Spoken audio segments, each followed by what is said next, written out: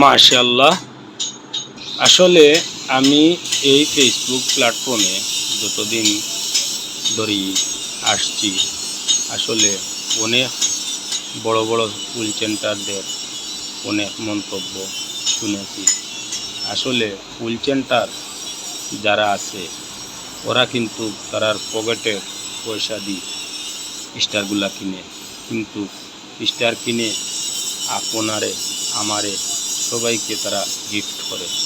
কিন্তু আসলে তারার এই গিফট অনুযায়ী তাদেরকে আমরা মন থেকে ভালোবাসা দেই নাই। কিন্তু সবাই কিন্তু আমরা কমেন্টের মাধ্যমে বলে যাই আমরা মন থেকে ভালোবাসি, মন থেকে ভালোবাসি, কিন্তু আমরা তো এইরকম কোনো সময়ও আমরা করি নাই। দেখেন, তারা আমরা উৎসাহিত দেওয়ার জন্য এই ফেসবুকে আসার পর থেকে তারা সবাই কিন্তু আমাদেরকে স্টার দিতেই থাকে। কিন্তু আসলে এই মায়ার জালে আমি বন্দি হওয়ার কারণে এই ফেসবুক ছেড়ে যেতে পারতেছি না। কিন্তু জানি না এই ফেসবুকে কতদিন আমি টিকে থাকব। সবার মায়ার জালে যেভাবে আমি বন্দি হয়ে গেছি, আসলে এই মায়ার জালে আমি থাকতে পারবো না সবার কাছে, বা সবার জন্য আমি কি করব? কিছুই করতে পারবো না।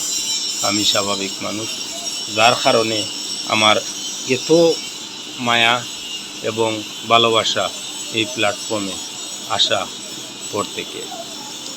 জানি না তারা এত ভালোবাসে কেন আমাকে, আমি বুঝতেই পারি না।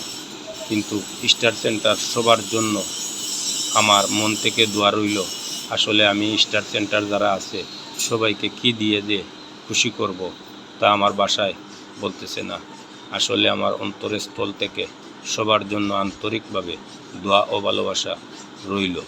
কিন্তু আমার জন্য স্টার সেন্টার যারা আছে সবাই কিন্তু দোয়া করবেন, আর আমি খাস দিলে আপনাদের জন্য দোয়া করব ইনশাল্লাহ।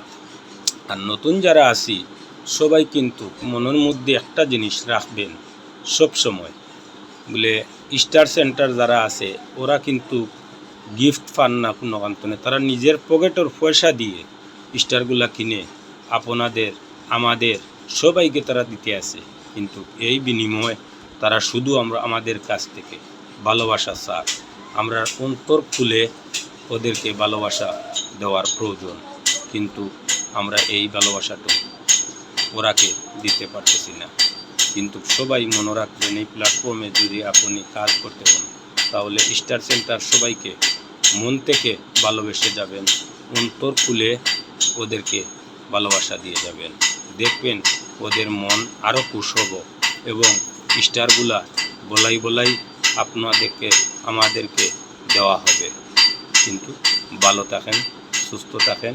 আল্লাহ হাফিজ।